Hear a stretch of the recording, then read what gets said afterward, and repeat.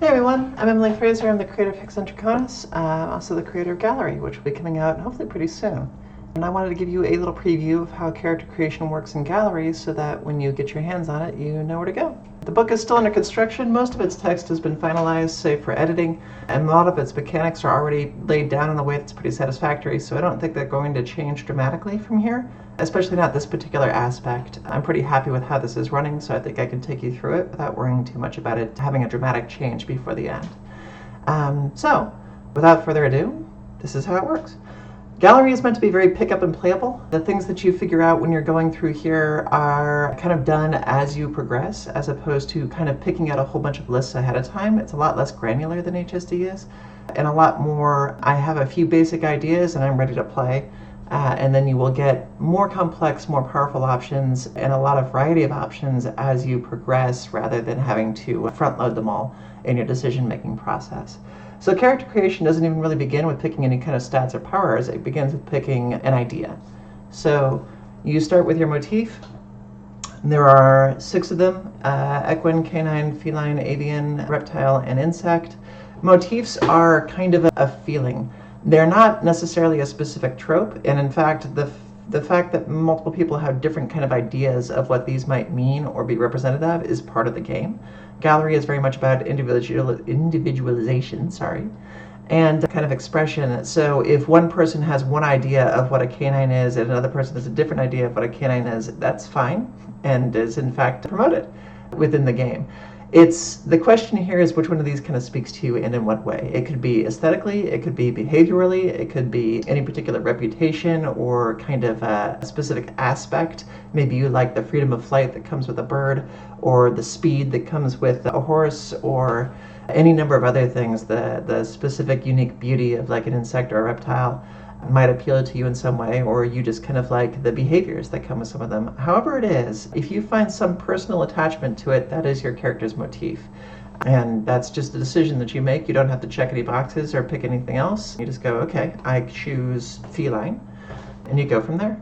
Who your character actually starts as is up to you. You can actually play any person from any time in Gallery. You can be from 900 AD France to the wet line, which is what we call a present day now in New York if you wanted to. Time travel and journeys back and forth between worlds are a part of this game. You don't even have to start as human. You could start as an animal. They can also manifest, which is a thing that we'll talk about in a little bit.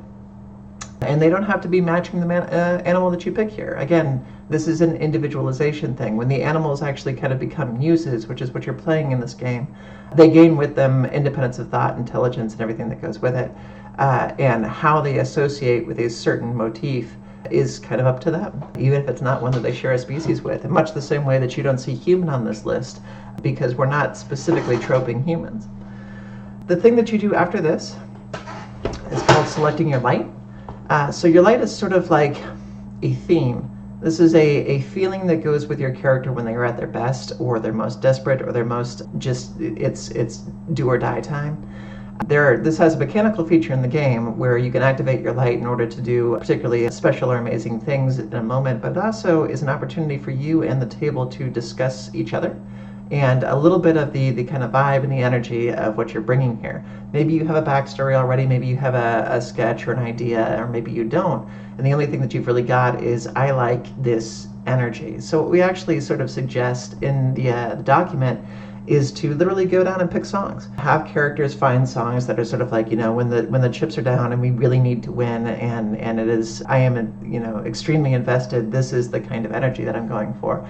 And you can play a song from any of the online resources available and have your party kind of understand a little bit of what the vibe is to this character. This is a great thing to do with the group at the table on your first session when you're doing character building, so that people kind of have an idea of what kind of energy you're putting out here. It also gives you an opportunity to kind of discuss with each other why these are applicable, which helps flesh out your character's sort of creation a little bit.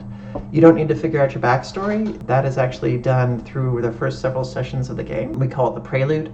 It's sort of what gets you into Gallery to begin with. So that's, you don't have to approach the table with 3 pages figured out of who you are. Just come with an idea and a light, an energy. The next step is to select your affinities and disdains. This is sort of like a description of areas that will allow your character to excel and areas that would keep them from doing so. So you can think of this as like, my character likes loud areas and doesn't like quiet areas, or vice versa. But we don't really want to kind of have it accompany just I like stuff. It's more like an area like this would oppress me in some way, just keep me down. I couldn't overcome anxiety here. I couldn't overcome fear here. I couldn't overcome worry here, or something like that. Whereas this particular environment over here would allow me to be myself to the greatest degree, would allow me to kind of reach for deeper levels of what we call medium, which is kind of the magic in this particular setting. There's a list of suggestions here just to kind of give you some ideas of spaces, but you don't have to stick to them. Likewise, affinity and disdain mechanics in the game will not be popping up every time you're in, say, a tranquil place or a bustling place, but will pop up when those places are emotionally significant to your character for one reason or another. And you, again, will be sharing this with the party as well as with your guide, and it's a good opportunity for you to kind of elaborate on why these things are true for the character. What is it about these areas that either holds them back or makes them excel? Through this process, you get a pretty quick idea of who these people are by way of their behaviors, as opposed to a long list of kind of background feats that have occurred or not occurred. And in games of Gallery where you're playing through the prelude, there might not be a lot of background feats that have or haven't occurred. A lot of the adventure kind of comes from this point forward. With these selections done, you're done with character creation, with the exception of like 3 points that have to get put. It's right here on the bottom, distribute soft scores. Those of you who have played HSD are familiar with some of these terms. Distribute 4 or D6 proficiency points across your available proficiencies. Distribute 2 boons and 2 faults, or D3 boons and D3 faults across your available scores. These are just skills. So 4 or D6 skills that get added to your character sheet, and 2 boons and 2 faults, which boons and faults are sort of like particular things that you're talented at and things that you're really not very good at, also get applied as well. And that is the only part of character creation that really involves putting a score down. From here, you're done. You can start playing. That was it. I explained it to you in, what are we at? Less than 10 minutes. And that's how long it takes to get it going, unless you want to actually play full songs for everybody at the table, which I don't necessarily recommend. Clips are usually enough. There is a second part of character creation called manifestation that we'll go over here as well, but you don't actually have to do that until several sessions into the game. So from this point right now, you can already just start playing.